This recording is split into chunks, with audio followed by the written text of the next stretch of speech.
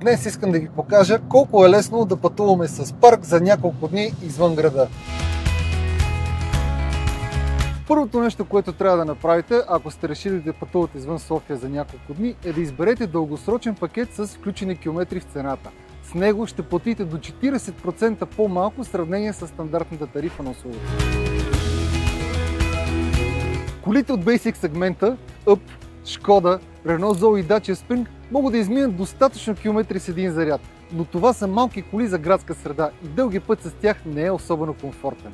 Може, но не препоръчваме. Препоръчваме някои от моделите от комфортния сегмент – Kona, Corsa или E208.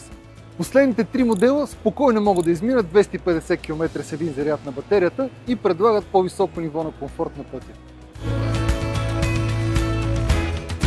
Пътуването с електромобил извън града изисква единствено да проучите зарядните станции по маршрута ви. Spark си партнира с най-голямата зарядна мрежа в България L-Drive и зареждането на техните станции е напълно безплатно за потребителя на Spark. Избираме бутона зареждане от основния екран на приложението и ще видим всички локации с зарядни станции. А ако искате да сте още по-прецизни, можете да свалите приложението на L-Drive. Избираме автомобила, който искаме да използваме от приложението и преди да го резервираме, натискаме бутона дългосрочно. След това стъпките са същите като при стандартния наем. Напомняме, че може да филтрирате автомобилите според модел и ниво на заряда от функцията филтър на основния екран на апа. При пътуване извън града препоръчваме да се подсигурите с кабели за зареждане от AC станция и от обикновен контакт. Може да ги вземете напълно безплатно от Killer.bg в Горубляне. Електромобилите не обичат високи скорости, ако гоните оптимален пробег. Пътуване с около 110-115 до 120 км в час е оптимално. Взимайте предвид денивелацията, защото на изкачване моментният разход ще се увеличи, респективно при спускане ще възвърнем част от пробега. Също така е хубаво да избягваме рязкото ускоряване и спиране. Колкото по-плавно и спокойно шофираме, толкова по-спокойни ще сме и за пробега. Препоръчвам използването на опцията Cruise Control за дълъг път, така ще си гарантирате спокойствие. Ако искате да заредите колата, процедурата е изключително лесна. Повечето коли в Spark използват CCS конектор за бързо зареждане.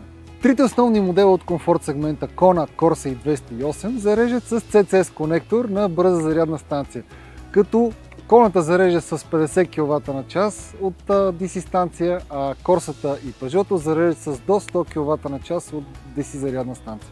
Друго важно нещо е, че скоростта на зареждане е бърза до около 80% и след като батерията се заради на 80%, скоростта на зареждане осезаемо пада. Планирайте зареждането си до 80%, като след това е по-добре да продължите, ако има такава възможност, дори това да означава да дозаредите някъде на друга зарядна станция.